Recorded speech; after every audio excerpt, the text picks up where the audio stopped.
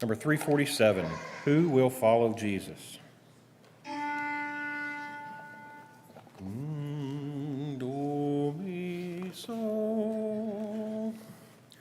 Who will follow Jesus, standing for the right, holding up his banner in the thickest fight, listening for his orders, ready to obey. Who will follow Jesus, serving him today? Who will follow Jesus? Who will make reply? I am on the Lord's side, Master, here am I. Who will follow Jesus? Who will make reply? I am on the Lord's side, Master, here am I. Who will follow Jesus in life's busy ways, working for the Master, giving him the praise, earnest in his vineyard, honoring his laws, faithful to his counsel, watchful for his cause. Who will follow Jesus? Who will make reply? I am on the Lord's side, Master, here am I. Who will follow Jesus? Who will make reply? I am on the Lord's side, Master, here am I. Who will follow Jesus in his works of love, leading others to him, lifting prayers above. Courage, faithful servant, in his word we see. On our side forever will this Savior be. Who will follow Jesus? Who will make reply? I am on the Lord's side, Master, here am I. Who will follow Jesus? Who will make reply? I am on the Lord's side, Master, here am I.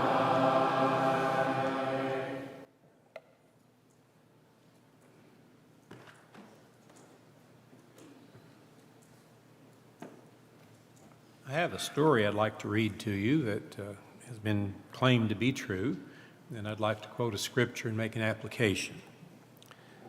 I saw him in the church building for the first time on Wednesday.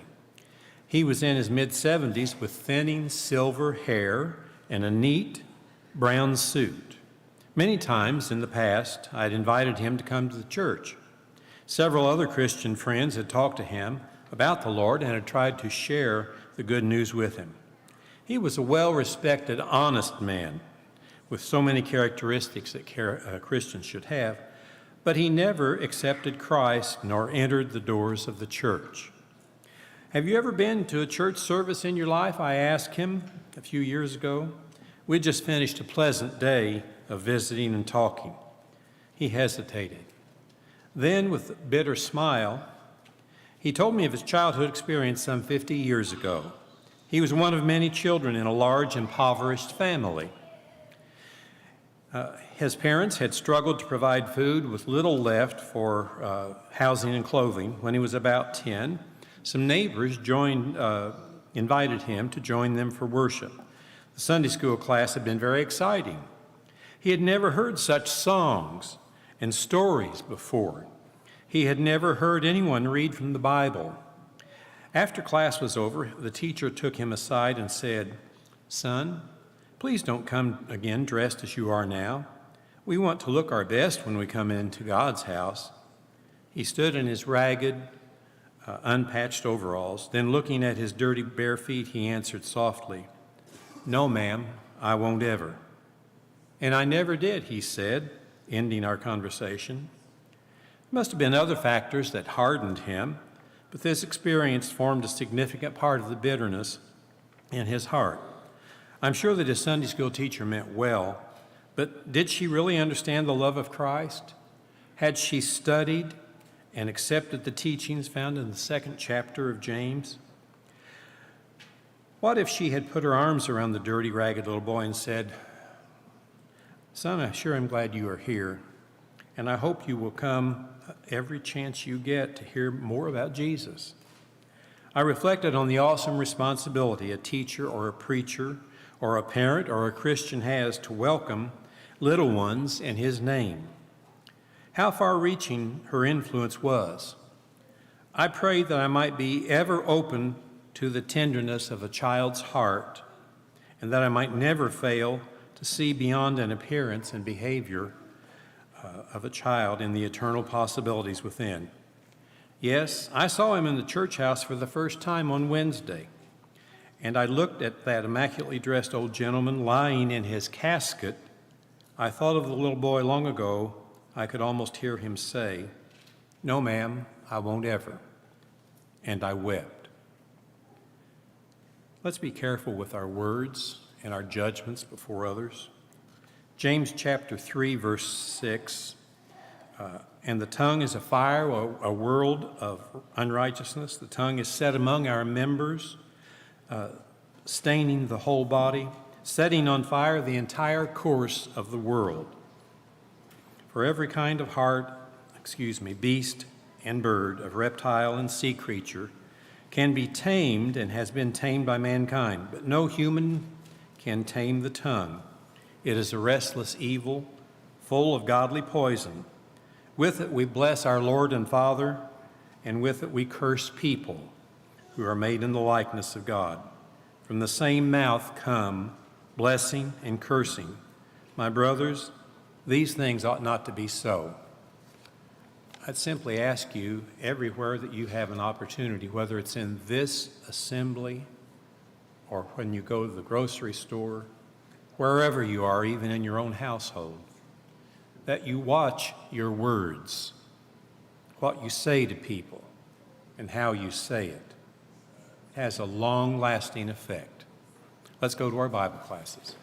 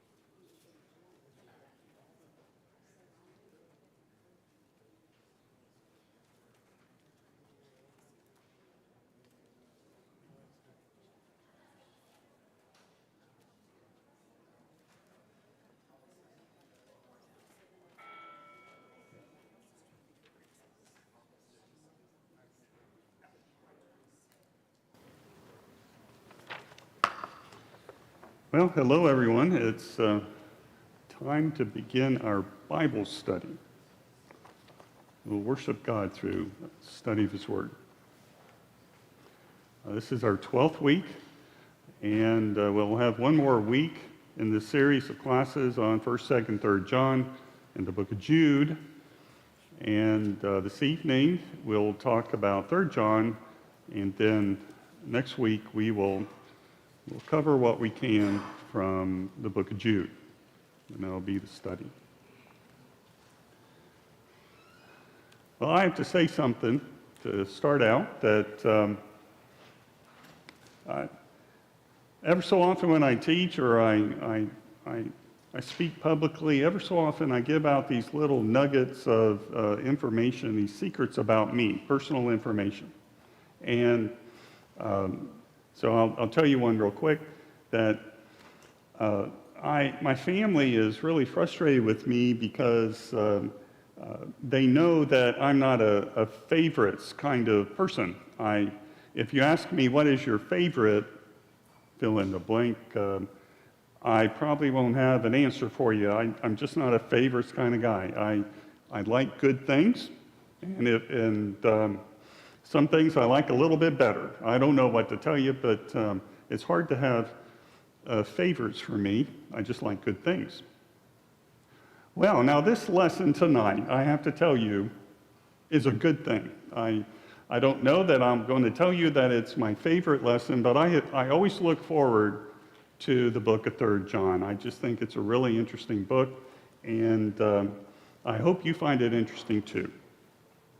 So let's now look at the book of 3rd John, and we'll look at the first few verses of it. And the first thing I want to say about it is that last week we got a little bit excited, a bit of a debate about who was the elect lady. That was the subject, or I should say the receiver of the little letter of 2nd John. Who was that elect lady? And we had some good discussion about that. Oh, we don't really know. We don't even know if it is a lady, but some of us think it is a lady who has some children. And as well, John was staying with the elect lady's sister, who also has some children. And so we're not going to go over that again, debating whether or not the lady is an actual woman or maybe a congregation. But the one thing about 3rd John is there's no question who he wrote it to. He names them. Which is kind of interesting, that he is writing a very personal letter to a man named Gaius. And so let's look at it. Now what I've done here is sort of what I did last week, where I included the very beginning and then the very end when he says goodbye. All right, so I have verses 1 through 4, and then we'll drop down to 13 to 14. We'll see what he says. In verse 1, the elder to the beloved Gaius, whom I love in truth. Beloved, I pray that you may prosper in all things and be in health, just as your soul prospers. For I rejoiced greatly when brethren came and testified of the truth that is in you, just as you walk in the truth. I have no greater joy than to hear that my children walk in truth. And then verse 13, where he closes, he says, I had many things to write, but I do not wish to write to you with pen and ink. But I hope to see you shortly, and we shall speak face to face. Peace to you. Our friends greet you. Greet the friends by name. All right, so this is very interesting, and the things that I see are some similarities to his second epistle, the 2nd John to the elect lady, especially the way he closed it. The closing is very similar. He told the elect lady in 2nd John that he could say many things, and he could write it down on pen and paper, but what he would instead want to do was to come and visit and to speak with her. Very similar. And I also saw another similarity, and that was in my first question. Let's go ahead and ask it then.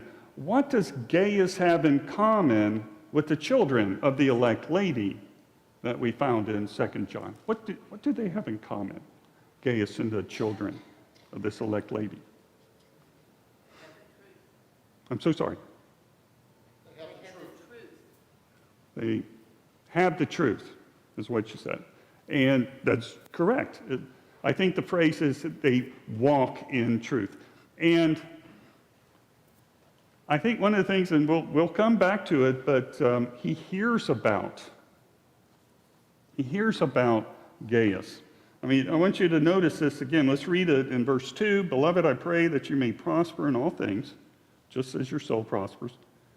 For I rejoice greatly when brethren came and testified of the truth that is in you, just as you walk in the truth. So there was a testimony given. Actually, this will be one of the main themes of tonight's lesson, is testimony. Now, we've covered this before in 1 John, the testimony. Now, in 1 John, we were talking about the testimony of the apostles, the testimony that they gave of the things that they experienced with Christ, the Son of God. We also saw the testimony of God himself, and we talked about that. Even the testimony that is within you when you know the truth. Now, all of this was leading the brethren who received that first epistle of John, all of that was leading to them to know that they have an eternal life in the Father. Now, there is another type of testimony, and that is the testimony that we give for ourselves or for other people. Do you see this? That what we see is that when brethren came and testified of the truth that is in you, just as you walk in the truth. And I have no greater joy than to hear, you see, he's hearing the testimony that my children walk in truth. Let's see how many times this really comes up. Now, there are three individuals, actually. It's not just Gaius that's mentioned, that called out by name. There are three individuals, and we're going to look at each one of these individuals in this little epistle. And the first one, then, that when he talks some more about Gaius, then we're going to see Gaius and some more testimony, actually. But before we do that, I just want to review a little bit from last week, because this will come into play, especially when we talk about Gaius and then even the next character, Diotrophies. And let's look at this slide from last week. You'll remember this slide that I was talking about it. Of course, we talked about these two individuals already from last week when it came to hosting the workers of truth. These individuals who are going around, they're traveling, they're preaching the gospel, trying to do good work. And so we've already talked about that, but I wanted to make point to these three terms, these three conceptual terms. We have Philadelphia, which would mean the love for our brother, all right? And boy, was that not a main theme from 1 John. But then there's this other term, philoxenia, which is also a love of strangers. And pointing out that this term here, this Greek term here, philoxenia, would be used or translated as being hospitable or the use of hospitality. The idea is that you have, let's say, a home. It doesn't have to, we talked about how we can express hospitality in other lessons and sermons. I can remember a number of them now from our own pulpit. But okay, so let's just talk for a moment about hospitality with our using our homes. And I made the point last week that if someone who is strange to my family, then if I invite them into my home, maybe it's simply for a meal, just to meet and greet, to even have them stay with me as say overnight or something like that, we would refer to this as being hospitable or the use of hospitality. We're bringing someone into our home who is unfamiliar to us, in a sense, a stranger, right? Now, I felt like that there was more going on, if you recall, in what the Apostle John was using the terms receiving and greeting the brethren, and then sending them on their way. And we'll see Gaius doing this here in just a moment. And so I brought in a third term, and the third term is Koinonia, which refers to a fellowship or sharing something in common or in communion. And so the idea here was that the individuals that John was referring to, first the elect lady and to Gaius and Diotrophies, was that if you receive and you greet, then you're sharing in their deeds or in their work. Or if you receive such, as we see here in verse 8 here in just a moment, you become a fellow worker with them. You're sharing in their work. And so these are not just any stranger that you're bringing into your home. These are individuals that need your help and support for the work that they're doing. At least that's how I'm looking at this. And so when we talked about the three instances of this, the elect lady and Gaius and Diotrophies, the elect lady, of course, from 2 John, Gaius and Diotrophies, we saw that not all of them were receiving these workers of the truth. And so let's take a look at these two individuals. We'll start with Gaius. And so let's look at verse 5. Oh, before I do that, I just want to put these three terms here, or the concepts, Philadelphia, Philauxenia, and Koinonia. Put those in the front of your mind here, and as we read this, you'll see this. You'll see all three terms, at least demonstrated. Let's take a look at it, starting in verse 5. Beloved, you do faithfully whatever you do for the brethren and for strangers. Okay, I got to stop. Do you see it right there? What he does for the brethren and for strangers. And notice what he says next, who have borne witness of your love before the church. If you send them forward on their journey in a manner worthy to God, you will do well, because they went forth for his name's sake, taking nothing from the Gentiles. We therefore ought to receive such, that we may become fellow workers for the truth. Now, I threw in verse 11, and you'll see why here in a moment. And it says, Beloved, do not imitate what is evil, but what is good. He who does good is of God, but he who does evil has not seen God. And so my question was describe the character and spirit of Gaius. And what kind of example is Gaius? What kind of example is he to us? And when I put that question together, I knew that I was referring to verse 11. And verse 11, in very much the Apostle John's style, it's very simple. And we have these stark contrasts. Either you're good or you're evil. All right? I just, there's nothing in between that at the moment. Beloved, do not imitate what is evil. Now that verse 11, that is added after his description of Diotrophies.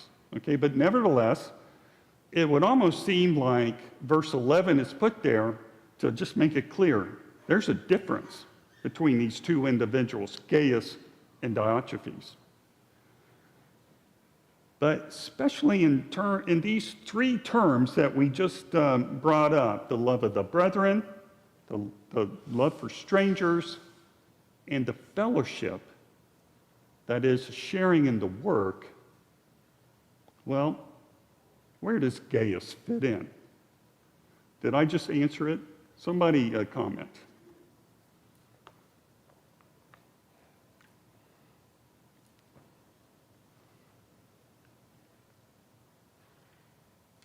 Oh, I'm afraid I just answered it, didn't I? Well, it says in verse 5, it is a faithful thing you do in all your efforts for these brothers, strangers as they are.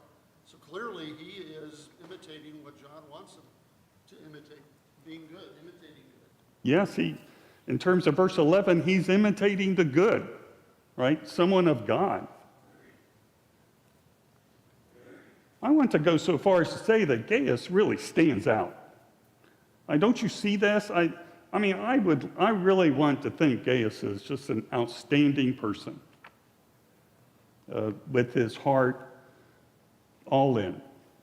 He's given it all he's got. He has love for his brethren. He has love for the strangers. And not only that, did you see the testimony? Did you see that? And in verse 6, after the statement that for whatever you do for the brethren and for strangers, they have borne witness of your love before the church. Now, if we take that just for the statement, it would seem like everyone has a good testimony for Gaius. Everybody sees this in his work. I like Gaius.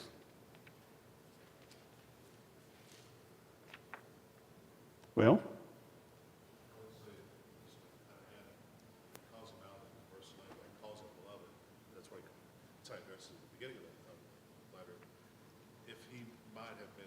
Somewhat tempted to even follow Diotrophies' footsteps. I think just what John says, do not imitate. Keep on doing what you're doing, because that's the right thing to do. So we go back to, he calls him beloved, and so John obviously thinks highly of him, right? And so his point was that you're doing it. And now you keep it on. You keep going with that, because that's some really good stuff, what you're doing. Gaius is a very good example in terms of having love for the brother. And if you think about how important that was in 1 John, you can see that Gaius has taken it in his heart. You can see it. And he has a love for strangers as well. And so much so that he's willing to host these workers of the truth. And notice, and we talked just briefly about how these workers for the truth, they intended as well. What was their intention? But to receive help and support from the brethren. And they could count on Gaius from doing that. Well, like I said, I like this individual a lot. All right, but what about our next individual? We have Diotrophies. And let's look at him, verse 9. I wrote to the church, but Diotrophies, who loves to have the preeminence among them, does not, notice the word, does not receive us. Therefore, if I come, I will call to mind his deeds which he does, prating against us with malicious words, and not content with that. He himself does not receive the brethren and forbids those who wish to, putting them out of the church. And in verse 11, beloved, do not imitate what is evil, but what is good. He who does good is of God, but he who does evil has not seen God. All right, my third question. Describe the character and spirit of Diotrophies. And what kind of example is he? All right, this time I'm not going to answer it. I want to hear what you have to say about Diotrophies. What is this guy like?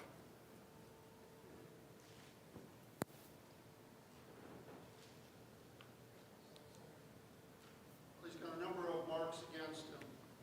A number, First of all, doesn't he does not recognize John's authority. That's one of the things. He talks wicked nonsense against John. He So- refuses to welcome the brothers, so he's not showing the hospitality that Gaius has shown. All right, so don't get too far ahead of me. So he does not accept John and his authority, and he won't receive the brethren. I think you have more. He's What- talking nonsense against John, and then he stops those who are trying to act as Gaius is acting. Apparently, he stops them from doing it and tries to put them out of the church. Yeah. Okay, so he won't stop there. He's just like, well, I don't agree. I won't accept these people, these workers of, well, they don't agree with me. But wait a second. You want to host them? No, you can't do that either. And if you do, you're out. Yeah, if you're out. And, I even go so far as to think that these individuals can't even come into the church and be with them. Well, what do you think? Do you think maybe he would go that far as well? Well, and Why he not? summarizes the whole thing by saying, he basically says this is evil. When he concludes in verse 11, do not imitate what is evil, he has just listed attributes of somebody who I think probably fits the bill. Yeah, Diotrophies. When we think of the three terms again, think about the three terms that I gave you. Is he showing love for the brother? Is there any love there? Is he going to receive these people who need help and support? Is that a love for the stranger? He certainly doesn't want to share in their deeds, right? As a matter of fact, he has his own deeds, and he likes them. What's a preeminence, right? And wow, I mean, he is just ruling it. You dare to think to accept these individuals, receive them? You not even welcome. You're not even welcome. Wow, I mean, if we have our three terms, we're looking for, love for the brother and love for the stranger, sharing in something in common, having fellowship. Gaius excels at all three of those. And Diotrophies, why, he has his own agenda. He's only out for it himself, I guess. And he really wants to stand out, right? He has the preeminence, as it says. Well. Another thing about it, he talks about the malicious words that he uses. So, Malicious words. What do you think is going on there? well, malicious to me has the contents of trying to harm others. So he's saying things about people to hurt them. So he's saying things with the intention to hurt them. Right. Is there any truth in those words? Huh? Yeah.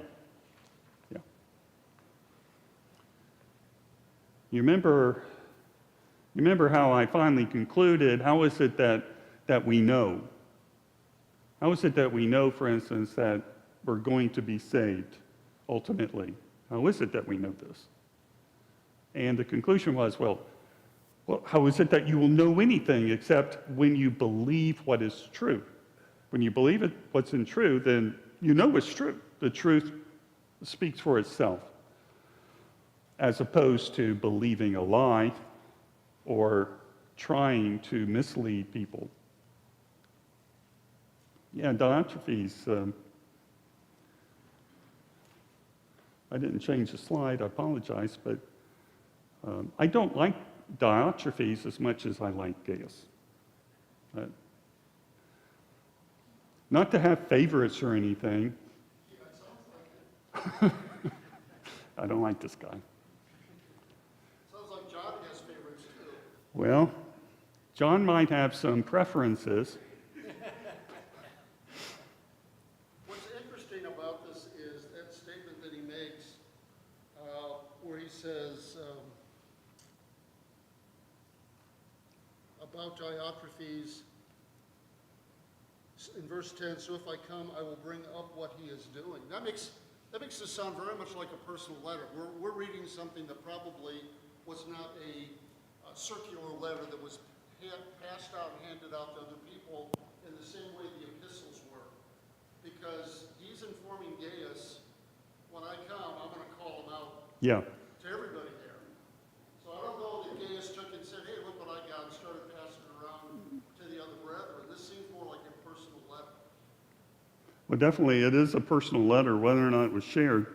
It's a good point. If it was shared, I guess Diotrophies would have to think really hard about what would happen when Paul did arrive.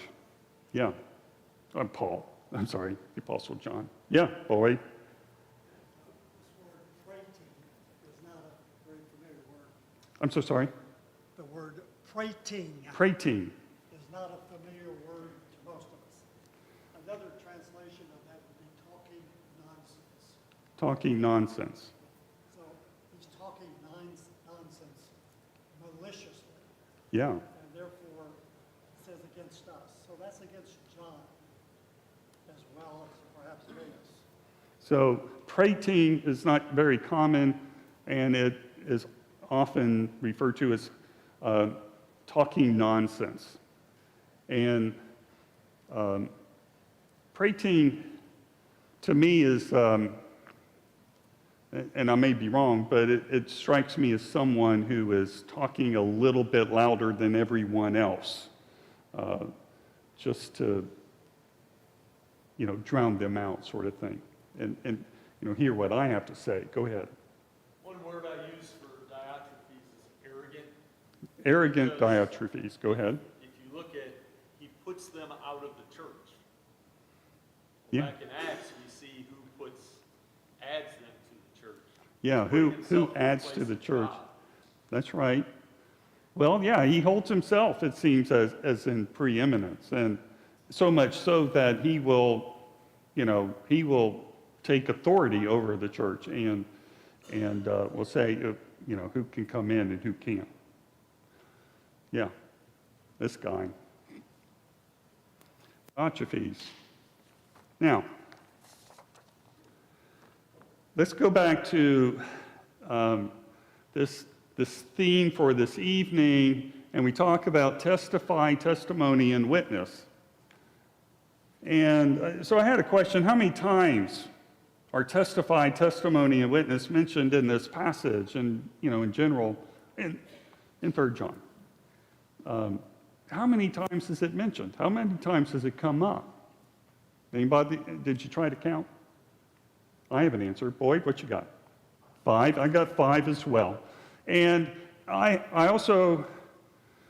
want to say that even though they're not specifically mentioned, but they're alluded to at least 2 more times. At least the concept of testify, testimony, and witness. Now, so then I just have this open question. It's just a thought question. I don't have anything in mind here. I'm just asking you to think about Well, what is it that we're talking about here? Comment on how important is the testimony of others concerning our character. So, we often say, well, I don't care what people think of me. This is, maybe that's the right thing to say at some point in some situation. But in general, just how important is it to John? Yes. Well, I think it's extremely important, so much so that God himself, in the qualifications of our overseers, lays out the importance of what a good report Yeah. from without is on those individuals. And we're just talking about Diotrophies. Many people, and I'm one, believe that he could very possibly have been an overseer, an elder here because of the way, Yeah. the weight that he may carry. You said yourself that it seems through the text that he's a little bolder, he's a little louder, he's being heard more. Kind of lends itself to being a leader, quote unquote, of the local church there. Well, I like it very much where you said there at the beginning that this is actually how we determine who ought to be elders over us because of the reports that people have for them. Yeah, boy. Again? That's a specific qualification of elders in 1 Timothy 3. Yes. It is. Yes, it's specified as one of the qualifications. Testimony of those outside. A very good testimony is necessary.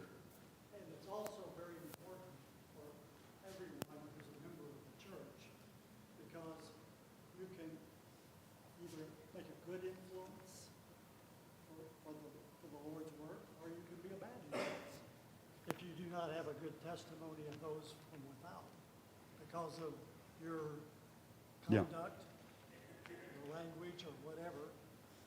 This will then have a reflection back upon the church. So other people's opinion of us, even as just members of the congregation, just trying to do what is right, trying to have an influence over those that are outside. I mean, all this is very important, actually. Which then leads us to our third individual, which is just one verse on him, as Demetrius.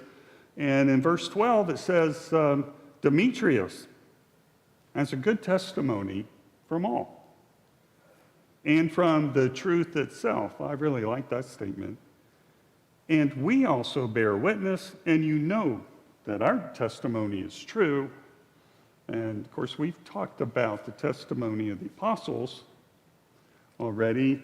And so in maybe it's a rhetorical question.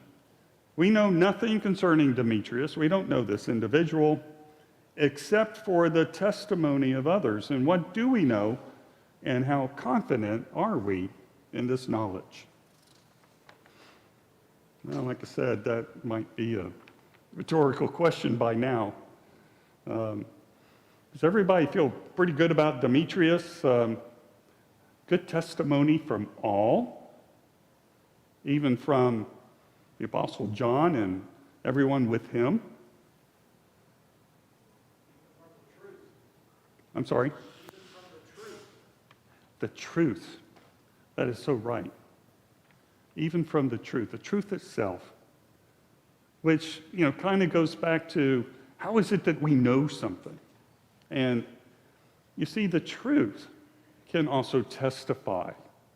I mean, once you know the truth, then you can easily compare yourself to the truth.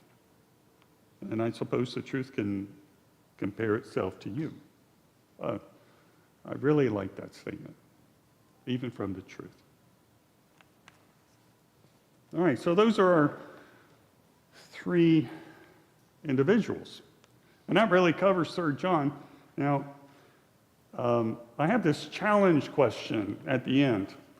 And again, I'm not a favors kind of guy, but I have to tell you the story about this question, because it was a very Natural thing to do. When I was putting this material together, I was like, I need to look this guy up.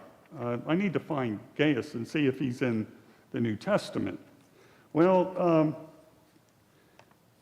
I can't say I found him, but I did find some other individuals called Gaius, and one of them really stood out. And so I put this challenge question together. Now, I'll read it, and then I'll tell you what happened last time I taught this. It says, the name Gaius appears in the New Testament several other times, but there is no way of knowing if one of these is the beloved friend of John. Okay, try to piece together a possible story of another Gaius who happened to display the same type of hospitality as John's Gaius. Where did he live? Who converted him? When was he converted? When did he demonstrate this hospitality? Who received his hospitality? Is there anything else that we might be able to learn about Gaius?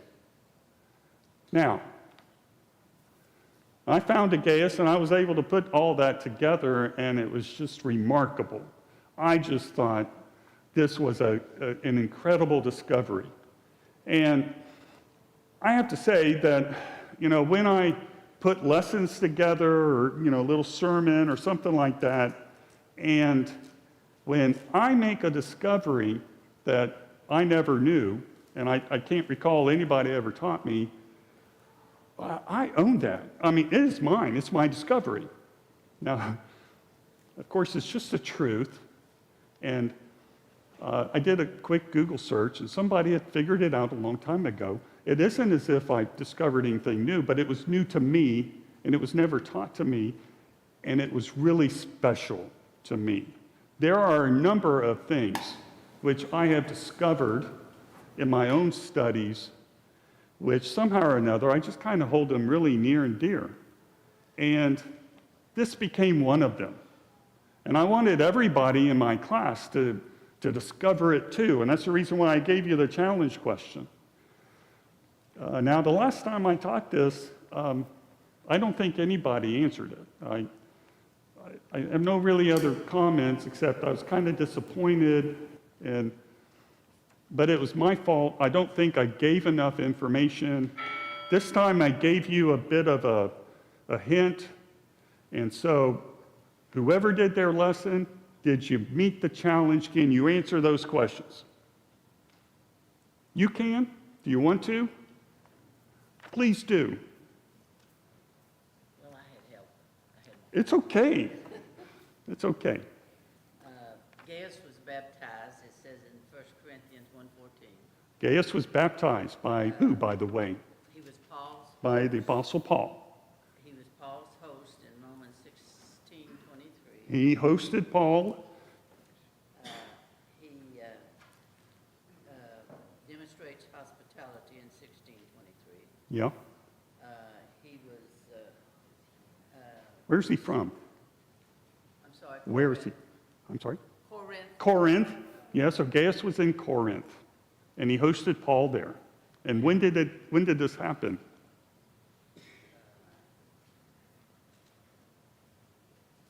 When did what happen? When did he host Paul in his home? Oh, okay. In Romans 16:23 is where it says he hosted. Uh-huh.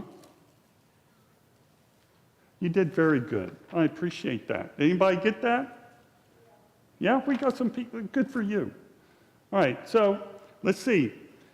I only have a few minutes, but I have the story laid out for you. Let's see how it goes, if I can cover it. By the way, here are all the Gaiuses that are mentioned, and I guess I can't go through them too quick, but there's the one in Asia Minor, probably, in 3rd John. There's one in Macedonia. There's one from Derbe. There's one from Corinth, and that's the guy, it seems like. That's the one I want to focus on. There is an extra-biblical mention of Gaius in Pergamum that actually was appointed a bishop by the Apostle John. Now, but that's extra-biblical. And it's probably the same individual if that is a John. Oh, I'm sorry, that is Gaius there at Pergamum. All right, so we have Paul on his second missionary journey, and Paul eventually ends up in Corinth, where when he goes to Corinth, he stays for about 1.5 years or so, a little bit more, and he's there, he's converting Jews and Gentiles. And we learned that an individual called Crispus is baptized, converted. He and his household were converted.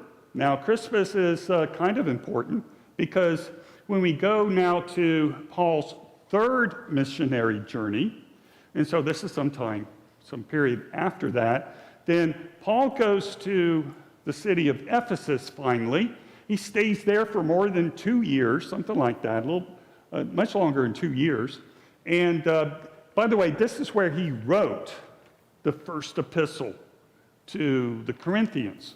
And so he sends his letter over to Corinth, where he states that he had only baptized Crispus and Gaius. And so Gaius is now mentioned along with Crispus, and we saw Crispus already being converted. Now, after Ephesus, then, he moves on into this northern region of Macedonia, and those cities there, including Berea, where he actually writes the second letter to the Corinthians. So he's on his way to the city of Corinth, and he's sending these 2 letters. Now, these 2 letters have got a lot of information, and I don't have time.